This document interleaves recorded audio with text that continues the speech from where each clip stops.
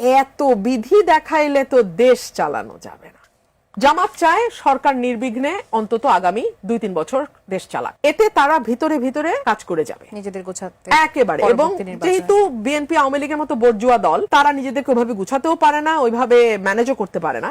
এই পুরো সুবিধাটা জামাত নেবে, নিয়ে এইবার 77, পরে 177-এ যাবে। এটা হচ্ছে তাদের লক্ষ্য। এবং এখানে আমি কোনো অন্যায় দেখি না, একটা পলিটিক্যাল পার্টির স্ট্র্যাটেজি থাকবেই। এবং সেটাতে বিএনপি কি উষ্ণতা বোধ করছে যে হ্যাঁ তারা এটা যদি করে থাকে এটা বিএনপির বোকামি হবে। ধরুন বিএনপির হাত দিয়ে কয়েকটা সুযোগ পার হয়েছে বিএনপি নিজেকে রাইটিস্ট ফোর্স থেকে আলাদা করার। এই বনলতা এক্সপ্রেসই তার একটা এক্সাম্পল। পেরেছে বিএনপি, দাঁড়াতে হলো আমাকে। বিএনপি উল্টা 7 গাড়ি পুলিশ দিয়ে বনলতা এক্সপ্রেস বন্ধ করে দিয়ে বসে আছে। পলিটিক্যাল স্মার্টনেস যদি কোনো দলের না থাকে, ওইটাকে ভাই আপনি বেশি দূর টানতে পারবেন না। এবং স্পেশালি ওকে যখন কম্পিট করতে হচ্ছে স্মার্ট পলিটিক্যাল পার্টির সাথে, আমি তো বলবো Jamaat is a smart political party. তারা অনেক স্মার্ট।